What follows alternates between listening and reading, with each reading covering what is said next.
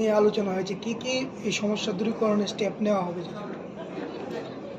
আগরতলা পৌর নিগমের উদ্যোগে আজকে একটা বিশেষ সভা আহ্বান করা হয়েছে। মূলত আগরতলা শহর অন্তর্গত কর্পোরেশন এরিয়া যে সকল ওয়ার্ডগুলিতে জলের ক্রাইসিস, বিশুদ্ধ পানীয় জল পরিষেবা দেওয়ার ক্ষেত্রে এখানে সমস্যা আছে, সেগুলি নিয়ে আলোচনার উদ্দেশ্যে আজকে আমাদের আগরতলা পৌর নিগমের সমস্ত আধিকারিকরা, জল বোর্ড এবং ডিডব্লিউএস যারা আধিকারিক আছেন, পাওয়ার ডিপার্টমেন্টের, রাজ্য সরকারের, তাদের সঙ্গে আমরা সঙ্গে এবং আমাদের এই আলোচনা সভায় আমাদের ডেপুটি মেয়র, আমাদের এমআইসি মেম্বার, জোনাল চেয়ারপারসনগণ, কর্পোরেটরগণ, আমাদের কমিশনার, এসিস্ট্যান্ট জোনাল কমিশনারগণ এবং আধিকারিক প্রত্যেকের উপস্থিতিতে এই সমস্যা নিয়ে আলোচনা আমরা লক্ষ্য করেছি। কিছুদিন আগেও একটি জায়গায় জন্ডিসের প্রকোপ বৃদ্ধি পেয়েছিল।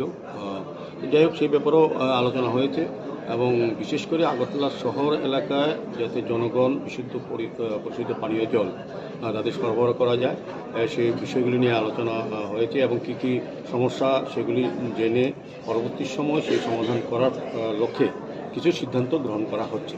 যেহেতু জল বোর্ডের এবং ডিডব্লিউএস এবং পাওয়ারের লোকরা আছেন এবং আমাদের মিউনিসিপ্যাল কর্পোরেশনের যারা আধিকারিক আছেন, সম্মিলিতভাবে আলোচনা করে আমরা সিদ্ধান্ত নিয়ে নিচ্ছি যেখানে যেখানে জলের ক্রাইসিসে বা যে আইএফআইগুলি রেডি হয়েছে, উদ্বোধন অপেক্ষায় আছে, কিংবা যেখানে যেখানে আরও প্রয়োজন আছে যে পানীয় জল সরবরাহ করার ক্ষেত্রে আরও বেশি এই ধরনের আইআরপি বা মডিফাইড আইআরপির প্রয়োজন আছে, সেগুলির দিকে আমরা লক্ষ্য রেখে আজকে আলোচনা বিশেষভাবে করা হয়েছে। আজকে মূল এজেন্ডা এটাই রাখা হয়েছে আজকের এই কাউন্সিল মিটিংয়ে, শুধু আগরতলা শহরবাসীর এই জলের যে প্রবলেম, পানীয় জলের বিশেষ করে, সেটাকে সলভ করার জন্যই আলোচনা সভা মূলত।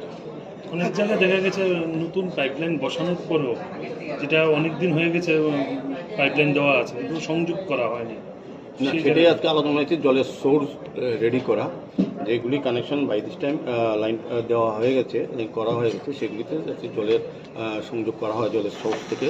আমরা 47টা নতুন আইপি জল বোর্ড সহ আমরা করেছি, 25টা অলরেডি কমপ্লিটেড। জাস্ট মাননীয় মুখ্যমন্ত্রীর হাত ধরে এটা কিছুদিনের মধ্যে আমরা জনগণের ব্যবহারের জন্য উন্মুক্ত করে দেব।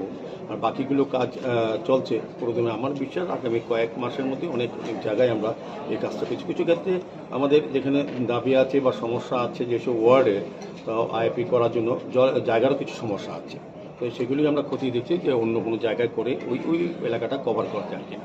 সার্বিকভাবে আমাদের আজকে আলোচনা মেন বিষয়বস্তু হচ্ছে আগরতলা শহরবাসীকে বিশুদ্ধ পানীয় জল পরিবেশন করার ক্ষেত্রে আমাদের যে সমস্যা সেই সমাধান করা, নতুনভাবে যে সকল অনেক ওয়ার্ডে কর্পোরেটর কথা বলেছেন তাদের ওয়ার্ডে।